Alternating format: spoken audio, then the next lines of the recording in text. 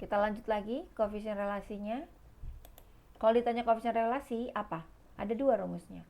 dt kuadrat dibagi d. dt kuadrat rumusnya adalah yi dikurang y topi kuadratin. Ya kan? yi tadi kita kan ada nih. yi dikurang y topi dikuadratin. Sehingga ketemulah hasilnya dt 496. Kalau d-nya adalah y kurang, yuk bikin di sini ya. Nih, kan tadi y topi kan. Ini tadi kan yi dikurang y, ini tadi yang dt. Ya, Ibu bikin di sini apa? dt ya. Ibu bikin di sini dt pangkat 2 sama dengan, kalau itu tadi rumus d kuadrat ya. Ini ya tadi tuh ya. D kuadrat D pangkat 2 nih, sehingga ketemu nilainya ya kan. Jadi rumus kalau ditanya koefisien relasi artinya apa? dt kuadrat min dt ini ya, dt kuadrat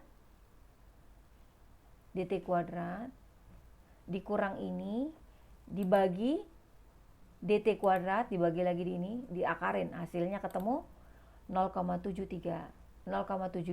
Artinya dengan melihat nilai R ini di atas, maka persamaan garis yang diperoleh dengan regresi linear belum memuaskan, belum 0,00 sekian. Sehingga perlu dicari regresi nonlinear. Nanti akan kita pelajari lagi di regresi pertemuan 12 ya, secara lebih dalam. Oke, selanjutnya macam-macam regresi itu ada yang polinomial, ada juga yang lain-lain yang akan kita bahas lebih mendalam di pertemuan 12 ya. Kurang lebih persamaan errornya, kalau tadi kan kita itu ya, kita pakai rumus D itu ini y min a min bx kuadrat. Kalau ini lebih banyak, y min a x terus sampai, kalau ini kan cuman a min bx kuadrat, kalau ini a nya lebih banyak ya. Oke, sehingga bentuk penyelesaiannya pun mirip ya. dt kita juga sama, y min y kuadrat ya kan, cuman dia sigma ya. Ini juga sama rumusnya, yang tentunya nanti ini akan kita bahas lagi. Ibu kita akan bahas ini di pertemuan selanjutnya, ada yang polinomial biar nggak dua kali kerja ya. Kurang lebih mirip sih ya, sama, ini juga sama. Bedanya di x-nya banyak. Karena ini berapa nih? Mana tadi soalnya? Nih. 1 2 3 4 5 6.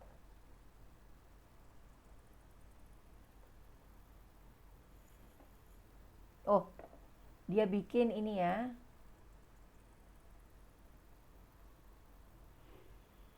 Oh, ini. Jadi dia tetap ya. Dia pakai polinomial yang x-nya 2. Walaupun datanya ada 6 ya. Kan x ini, tapi nanti kita bahas lagi di nanti.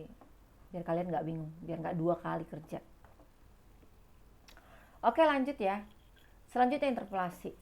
Tadi kan udah kita bahas di awal kalau si interpolasi ini mempunyai ketelitian yang lebih tinggi dibandingkan regresi. Maka kurva cocoknya itu kelihatan. Kalau tadi kan si garisnya itu hanya kayak mengikuti pola si titik, sementara ini benar-benar menyambung dari titik ke titik. Jadi secara tingkat akurasi dia lebih akurat. Sehingga bentuk dari fungsi pencocokan kurvanya pun lebih banyak, kalau tadi cuma a plus bx, kalau ini lebih komplit ya. Kemudian interpolasi titik juga dapat dilakukan dengan fungsi spline, rasional ataupun direct Fourier. Interpolasi memegang peranan yang sangat penting dalam metode numerik. Fungsi yang tampak sangat rumit akan menjadi sederhana jika dinyatakan dalam polinom interpolasi. Sebagian besar metode integrasi numerik, metode persamaan diferensial biasa, dan metode turunan numerik didasarkan pada polinom interpolasi. Sehingga banyak yang menyatakan bahwa interpolasi merupakan pokok bahasan yang fundamental dalam metode numerik. Ya, ini modelnya kayak kita SPL. Lihat tuh, banyak X-nya, ya enggak? Oke, ini kalau mau pakai MATLAB ya, yang regresi. Ini enak. Contoh soalnya sama seperti kita tadi ya. Bagi kalian install MATLAB, buka di kolom kosongnya, tulis ini. Contoh ya.